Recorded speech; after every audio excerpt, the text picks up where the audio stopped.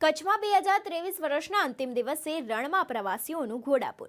ભારતના પશ્ચિમ છેડે આવેલો કચ્છ જિલ્લો છેલ્લા 2 દાયકામાં રણોત્સવને કારણે સમગ્ર વિશ્વમાં પ્રખ્યાત બન્યો છે।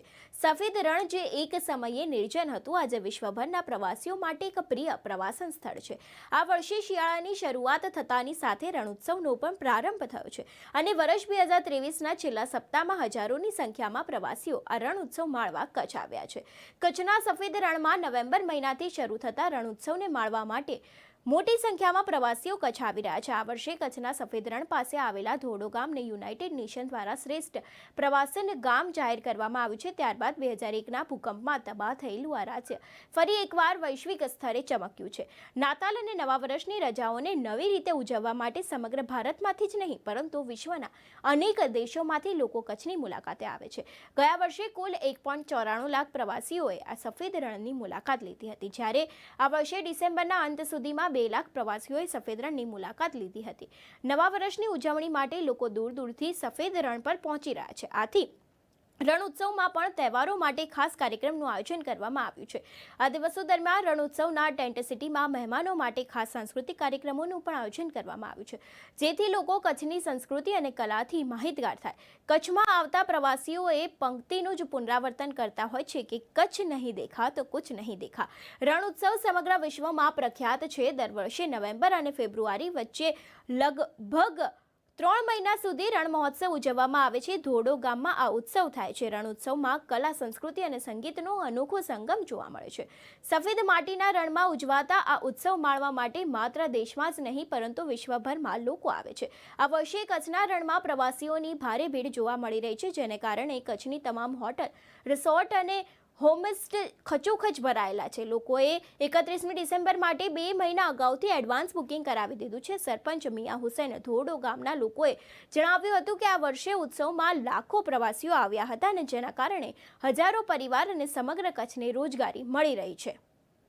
31 ડિસેમ્બર નજદીકમાં છે અને આવી રહી છે। આખા ભારત વર્ષમાંથી બધા જ પર્યટકો જાણે કચ્છ નથી જોયું તો કાંઈ જ નથી જોયું એમ સમજીને કચ્છના નવા ડેસ્ટિનેશનને જોવા માણવા માટે આખા ભારત વર્ષમાંથી, આખા વર્લ્ડમાંથી લોકો પધારી રહ્યા છે। ભુજ અને કચ્છની આજુબાજુ આવેલી 160થી વધુ હોટલો 100% ઓક્યુપાઈડ છે, જે છેલ્લા આગલા મહિના માટે પણ ઓક્યુપાઈડ છે।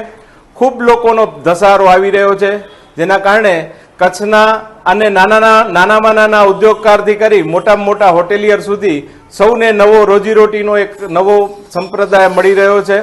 એક હોસ્પિટાલિટી ઉદ્યોગનો નવું સોપાન કચ્છમાં જ્યારે સ્થાપિત થવા જઈ રહ્યું છે, બધા લોકોને ખૂબ જ મોટી સંખ્યામાં બહુ જ કમાવાની તક મળી રહી છે। અમે સૌ સાથે મળીને કહેશું કે કચ્છ નહીં દેખા તો કુછ નહીં દેખા। કચ્છના મોટા રિસોર્ટ અને હોટલના માલિક હિમલ માણેકે જણાવ્યું હતું કે તેમની પાસે 2 મહિના અગાઉથી બુકિંગ છે। તેમની તમામ હોટલો અને રિસોર્ટ પેક છે અને રણોત્સવના પ્રવાસીઓને કારણે કચ્છની તમામ હોટલો હાઉસફુલ છે। અમે ઝડપથી પ્રગતિ કરી રહ્યા છીએ। પ્રવાસનની દિશા જિલ્લામાં દર વર્ષે પ્રવાસીઓની સંખ્યા વધી રહી છે, જેથી 31મી ડિસેમ્બરે પ્રવાસીઓની ભીડ વધુ જોવા મળે છે। આ વખતનું જે રણોત્સવ છે 2023-24નું એ ખૂબ સારો ચાલી રહ્યો છે અને દર વર્ષે કરતાં પણ આ વર્ષે વધારે લોકોની ભીડ છે। એનું મેઇન કારણ એ છે કે આ વખતે રણોત્સવના કારણે અમારા ધોરડો ગામને UNWTએ એક બેસ્ટ ટુરિઝમ વિલેજ તરીકે જાહેર કર્યું, જેના કારણે ખૂબ લોકો આવી રહ્યા છે અને રણ પણ એક સારો સુંદર અત્યારે સુકાણું છે, એકદમ વ્હાઇટ રણ દેખાય છે, જેના કારણે ખૂબ લોકો આવે છે।